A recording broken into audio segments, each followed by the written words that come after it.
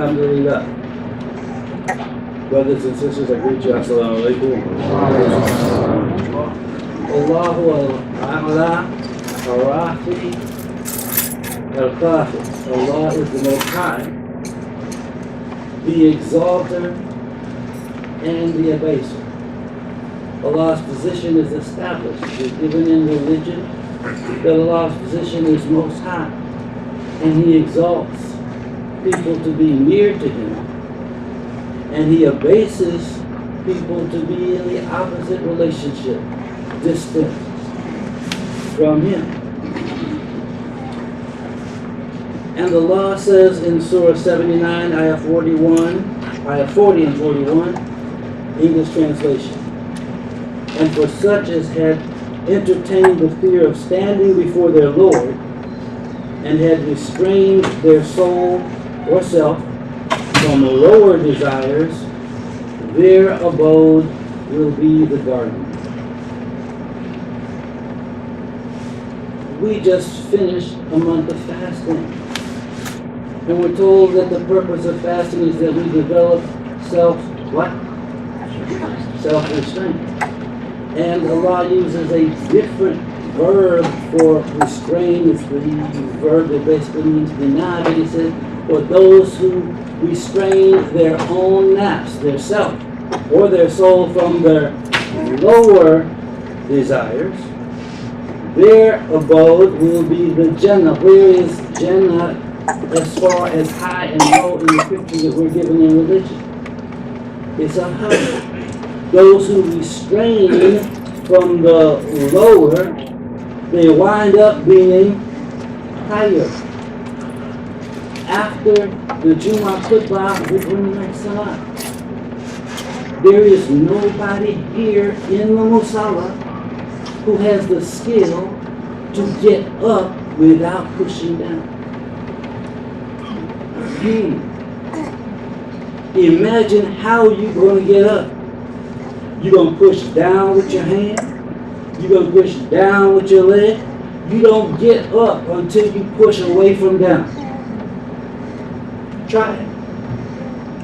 Right now, see, can you levitate up without pushing down? This is a reality in religion. You have to be anti-down in order to get up. Down and up, not on the same level. There's levels in religion. There is no such thing as education or religion without levels. Education's got elementary school, which the Europeans call it lower school. That makes it easy to follow. Lower school, middle school, high school, higher education. It is built on ranks. Let me change my statement. Education, military, and religion. Built on levels and ranks.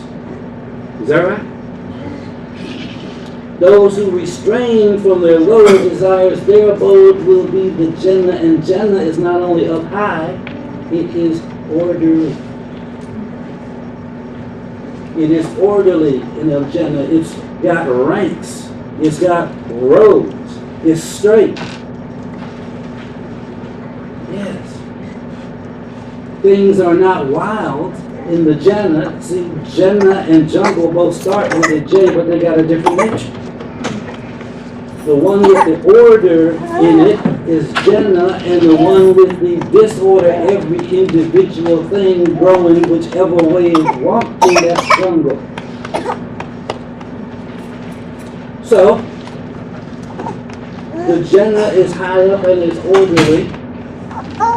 And the picture of hell that we're given in the Quran is it's miserable and it's down low, also known as low down.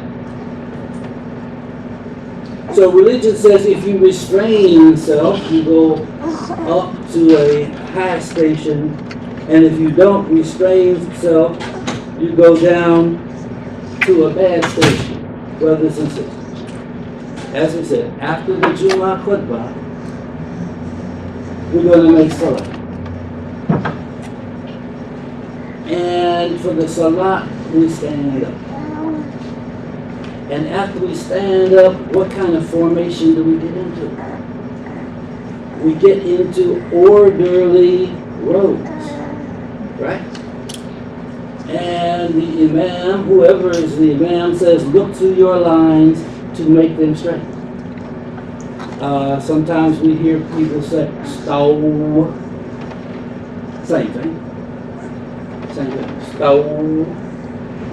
Line up. Get balanced and orderly and lined up. Stow. Whoever's leading the prayer doesn't say, I'm going to come around and make your line straight. He said, look to your lines to make your line straight, because if you have some out of lineness about yourself and your position, you can fix that. Believers have that ability, and it's part of the expectation, it's part of what Allah loves. We do not get into rows for the salat because of the particular imam of the moment. We get into rows like crops in a garden because we know that Allah loves that. That's what we do. And after we get in rows, we declare something about Akbar. We don't name ourselves and say Akbar, do we? No. We don't name the imam of the moment and say Akbar. We don't name the brother to the, or sister to the left or the one to the right. We say Allahu Akbar. Yes? And yeah, it's according to Prophet Muhammad's Sunnah. When he asks the jumuah audience a question, they can respond. This is already demonstrated. Brothers in the next row, move up. Orderly rows, let's move forward, let's advance, let's make room in the assembly. Okay. So, in the Jumu'ah Salat, we say Allahu Akbar, we're already in rows, and then, which side is this hand on? The right side, the right hand goes,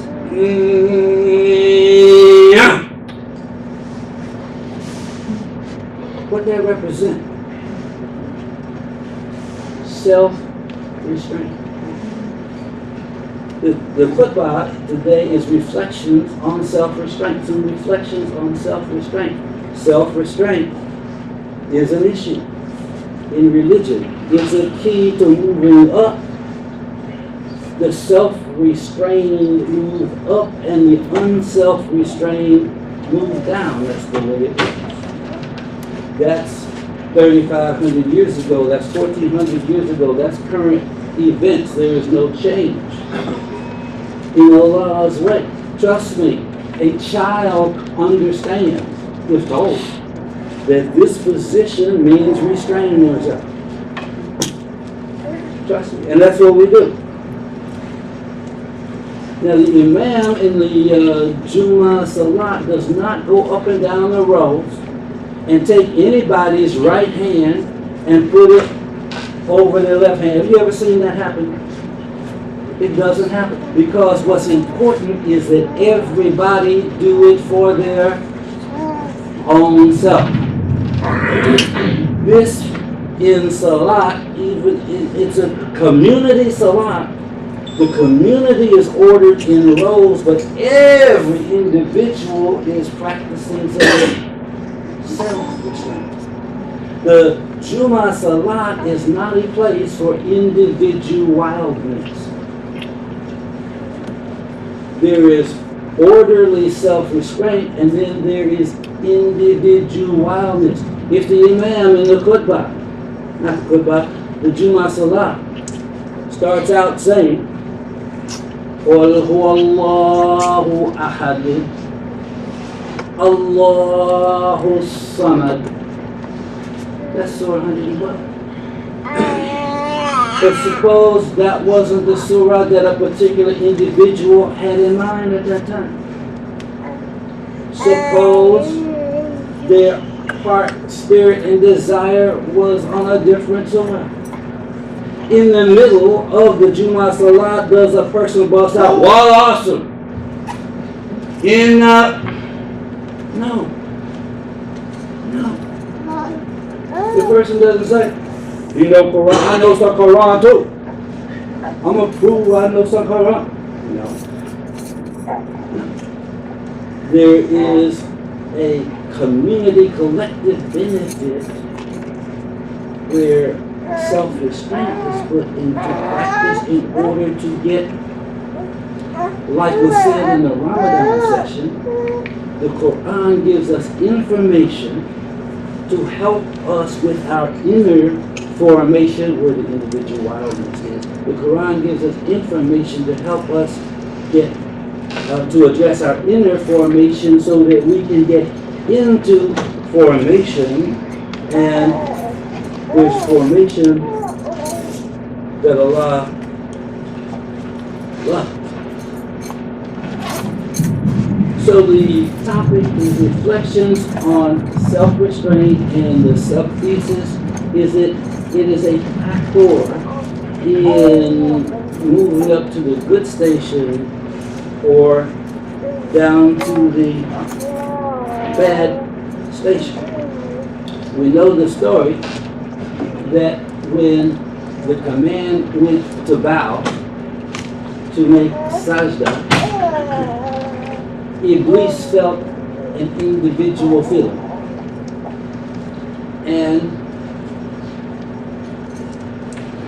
he wound up standing out by what his individualness demanded of him. And he was up in the high ranks. But after that, he couldn't stay in the high ranks. Allah says she sought to be big, and he got his wish. He got to be big in hell. That's his main territory. And running around on the earth, but he didn't get to be big at the high levels by being buck. And then when he came crooked to Adam and Eve and got them involved in his scheme, and they went for his scheme instead of heeding the warning, Allah gave a command to the three of them, as the story told in the Quran. He told them, "Ihbitu." Pronounce please, "Ihbitu." It's also translated, "Get ye down." If you're going to get out of formation, you got to go lower. Getting out of formation is not going to take you higher. It's not going to secure your high position. This is a automatic lowering thing. It's not coincidental that we finished the month of Ramadan, which is about fasting from the appetites or food issues. And that this story with Adam and Eve was also about appetites and food issues. It was supposed to be a tree not to eat from.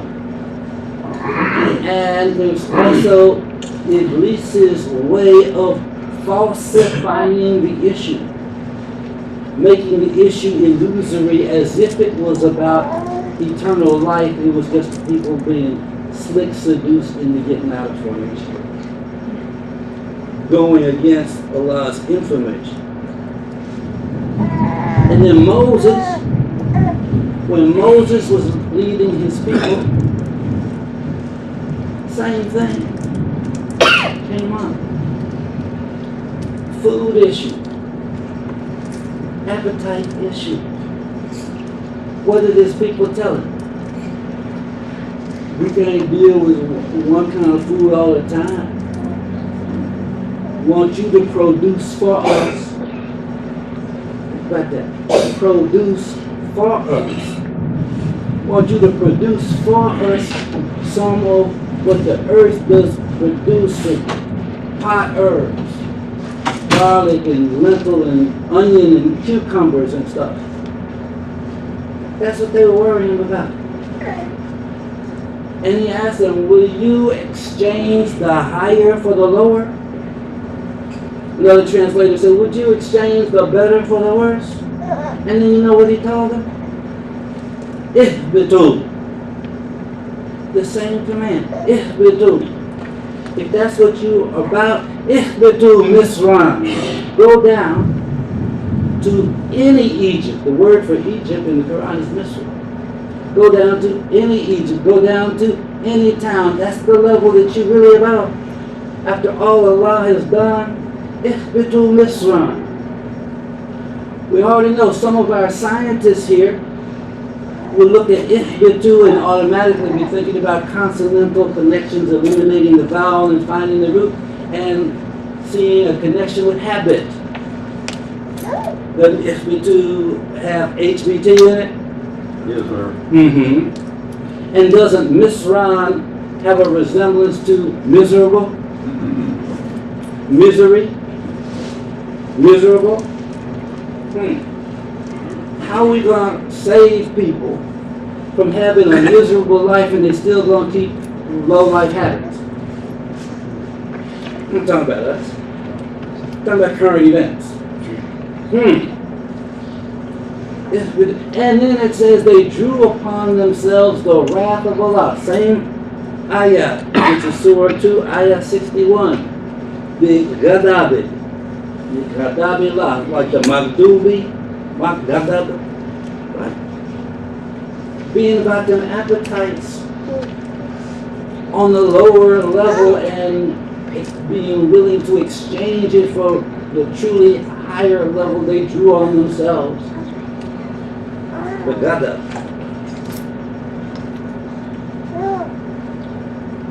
Self-restraint is a key to moving up. And it also applies in the case of less obvious appetites, because the topic is intended to be some reflections on self-restraint. Anger is an issue, a self-restraint issue, really. Prophet Muhammad ﷺ taught the people, when fasting, don't let people provoke you to anger. If you feel provoked to anger, say, I am fasting. And he counseled the young brother, do not become angry. How many people doing time in prison right now because of something in a flash of a moment of anger? Because of a momentary anger, they're doing years behind bars where society is putting restraint on people for a moment of not having what? Self-restraint. Greed is an issue. It's a self-restraint issue.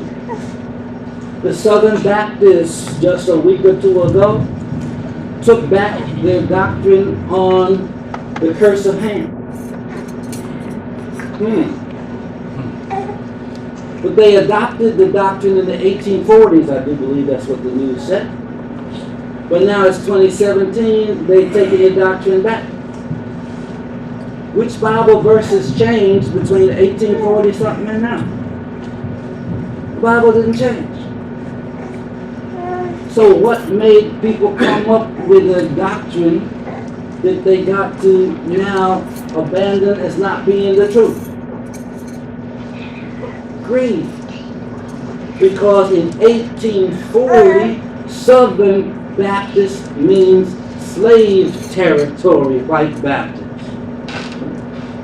And the greed for a better material life was so strong that they couldn't restrain themselves from doctrines that support their greed. So the golden rule had to go in the trash basket so that the curse of Ham could flow from the pulpit, because as Jesus said, thou canst not serve both God and mammon, which is money, material establishment, because you will love one and hate the other. So if you love being a slave master, you gotta hate the golden rule enough that you'll crucify it and bury it. Because they couldn't restrain themselves from the temptation of all that wealth that slavery promised. The same thing applies to virtually exterminating or decimating the Native American population. Golden rule doesn't need anybody to do that. But it's the golden rule or the goal. So they couldn't restrain themselves. Covetousness. 10th commandment in the Bible, thou shalt not covet. Surah 64, ayah 16. Those saved from the covetousness of their own souls, these are the ones who will attain prosperity. And covetousness applies to any time you see somebody else with something that you don't have, and that's what moves you.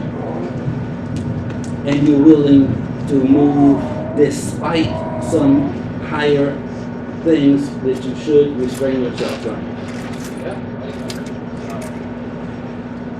Wastefulness. Wastefulness is a sin, but it requires some self-restraint. Taxpayers are paying $10,000 to $12,000 per student per year for free public education.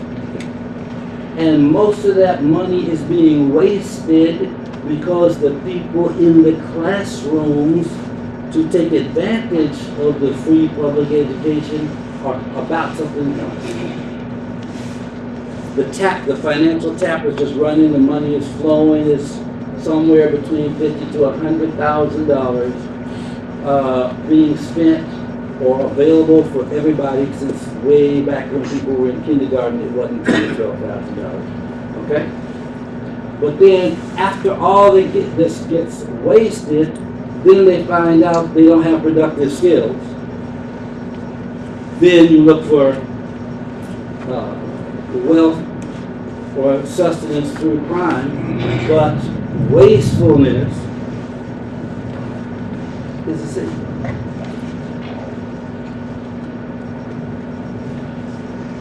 May Allah bless us to be a community of Muslims upholding the banner of Al-Islam as it was upheld by Prophet Muhammad sallallahu alaihi wasallam and by his companions radiallahu anhum ajma'in.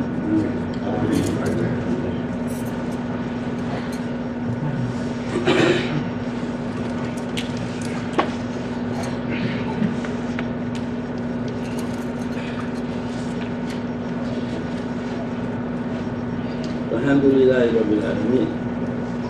أشهد أن لا إله إلا الله وحده لا شريك له وأشهد أن محمدا عبده ورسوله صلى الله عليه وسلم. Another Ramadan is come and gone. The Muslims fought Shaitan and the Muslims won. We had the fasting Taraweeh, the prayer, the feast, the fun, and now we should be better Muslims than ever from now on. That whole month was to develop self-restraint. And self-restraint is an issue in ways that are obvious and less obvious. But coming off of a month of fasting, we should be at a peak, a new peak of cultivated self-restraint. Now that we've found self-restraint, what are we going to do with it?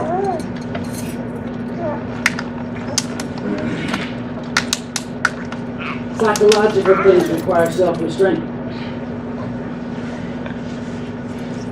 Isn't patience important? Huh? Yes. وَتَوَاصَوْا بِالْحَقِّ وَتَوَاصَوْا بِالصَّبْرِ. That takes some patience. We see the story of young Moses in the Quran. He couldn't be patient. Wasn't a bad fellow.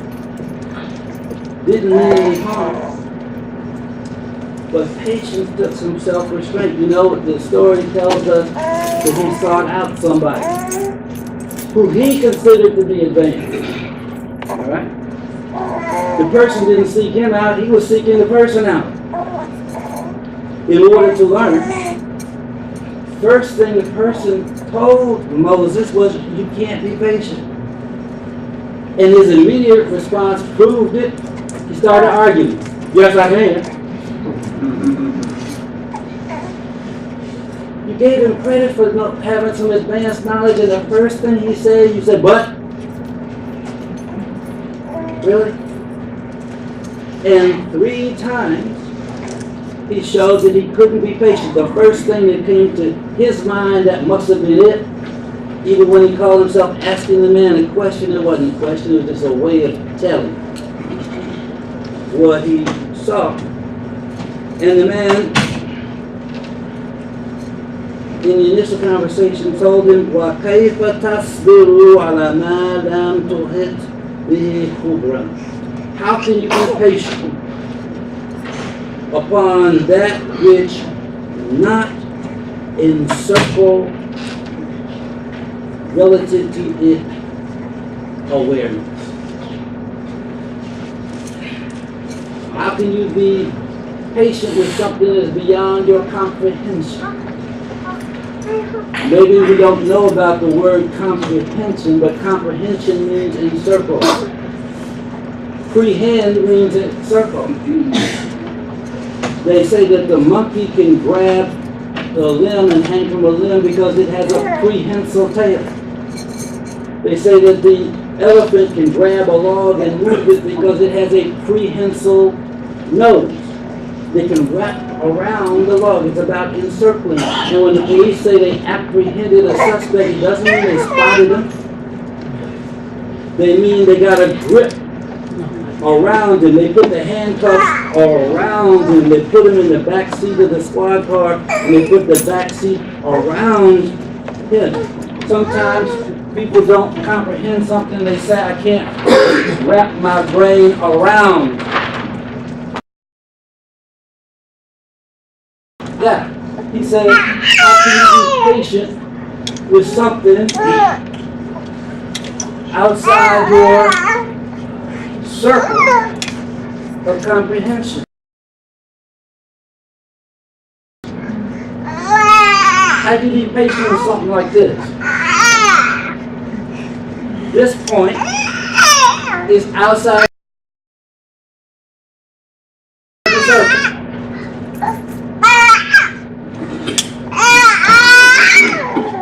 When we do logic, we come to a conclusion. What we conclude is set up by what we include. You can't conclude based on something that you never included. Does that make sense? Let me give you an example of how this works. I was a younger imam. I had a position the way I saw something. So an issue. But something told me to seek out somebody who would be like the Sheikh Pidder in the story was to me. So I called Imam Ibrahim Pasha in Atlanta. Paperwork did not say he was my boss. No paperwork said Atlanta's over Memphis. But by general esteem in my own soul, I knew he was advanced. I called him, and what he told me was not what I wanted to hear. And I felt myself starting to say, but, trying to get his answer to come within my circle. And I realized I'm about to become a butthead.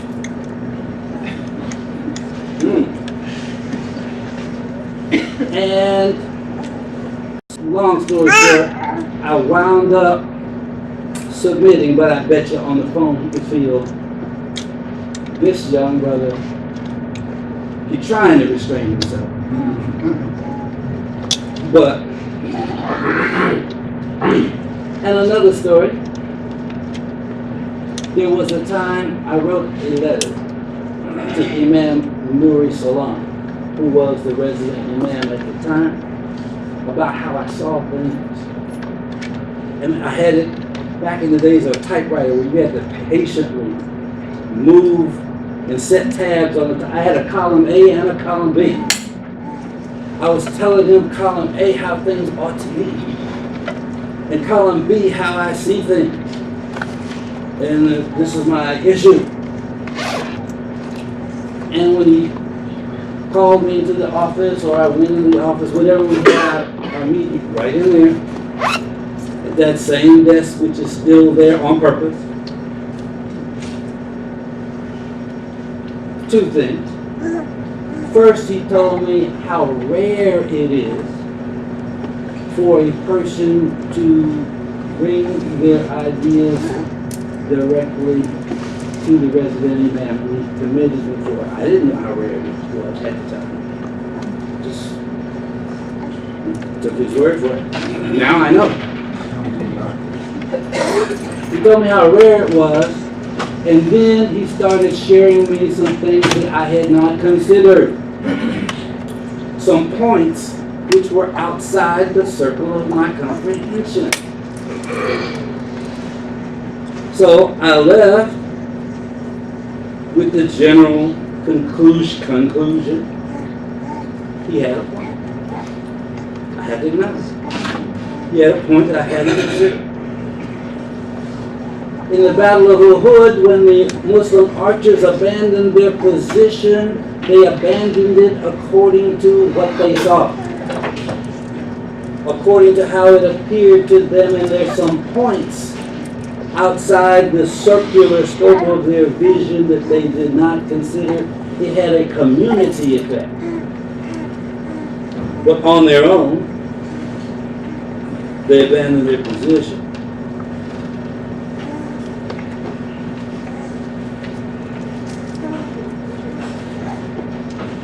So as we conclude, we want to share some announcements and then ask for a special dua. There are some standard weekly announcements. Jumuah and Talim are at 1:15 p.m. Zakat is obligatory on believers. And the Al-Ma'un Committee asks us that we remember the sick and the shut in, and we do good by visiting them, calling them, giving them a Muslim journal, making dua for them. This week's announcements has 5 specific announcements, only one of which has a link to it, but it is a new announcement. It merits being read at length. Specific announcement number 1, become a SEAL, S-E-A-L. Serve others, engage new people, be active in the community, and become a leader, S-E-A-L. And how, you ask? Celebrate your birth month by collectively planning with others in the community with the same birth month. Initiate an activity, a workshop, a service project, a lecture event, social event, etc. that will expose those in the public to our community and or enhance our internal community life.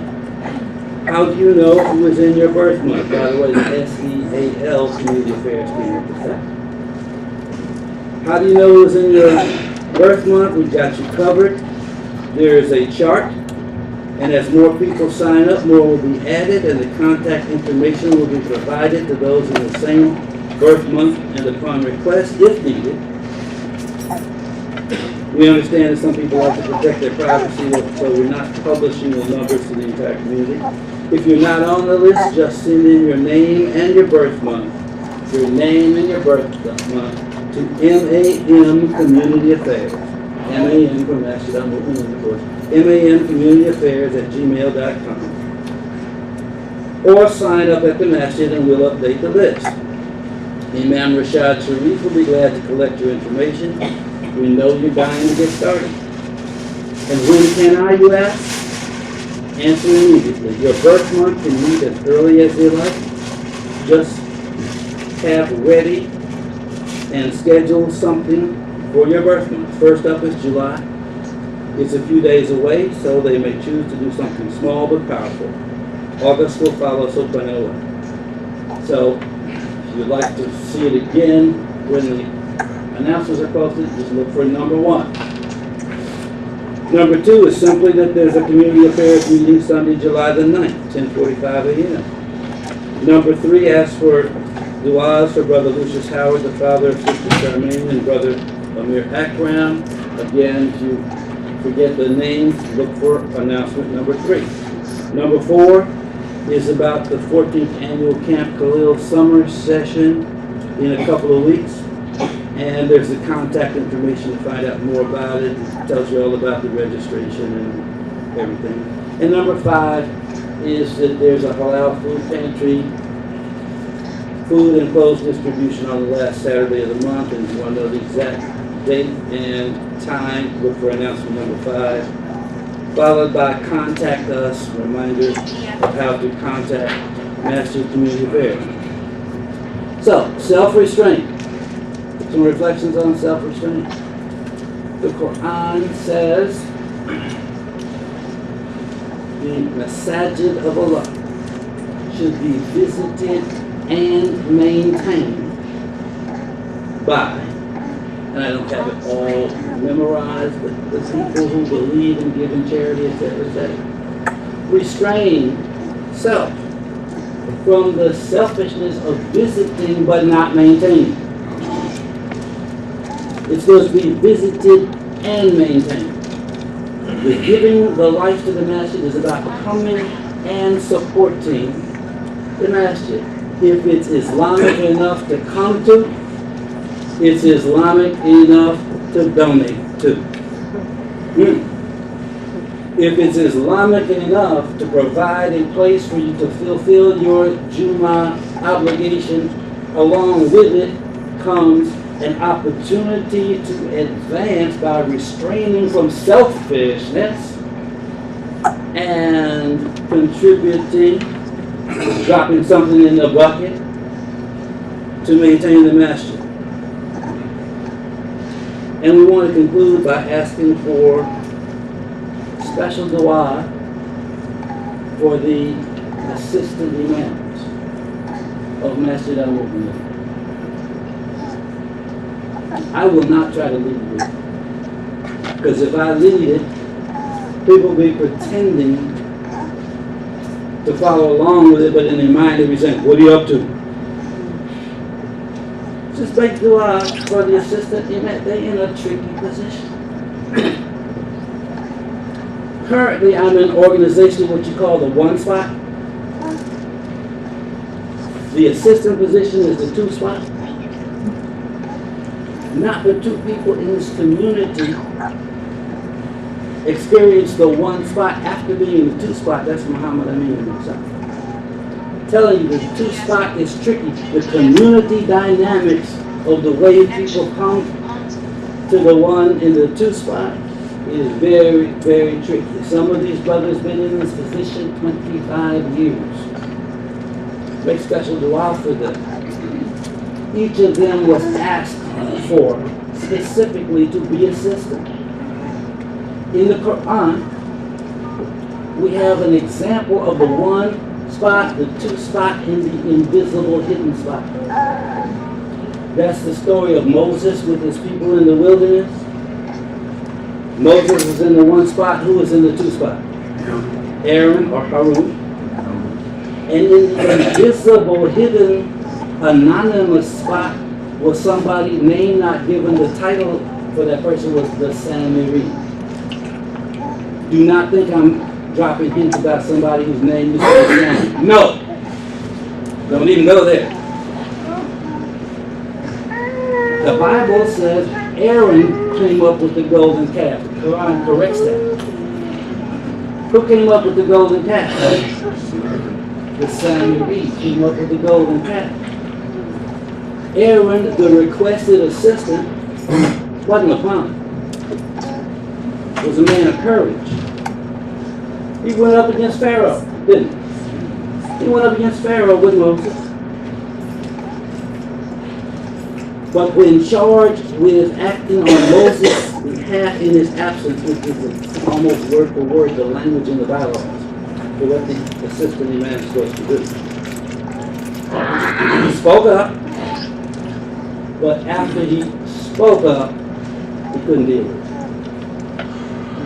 And they just overran the whole situation. They said, we're going to clown until Moses comes back. That's basically what they said. And then they started to say, this is our gods, and Moses the one forgot. It's a tricky position, I'm telling you. When I stepped into the number 2 position, people started coming at me in ways you might forget that I had that experience. I never forgot that. Never forgot. It's a particular challenge. And these assistant imams are good brothers, every last one of them. Strong members of the community. Great contributors. But the people should have some mercy on them. Because it's a tricky dynamic. Really make dua for them. May Allah bless us to be a community of Muslims upholding the banner of Islam as it was upheld by Prophet Muhammad sallallahu alaihi wasallam and by his companions radiallahu anhu ajma'in.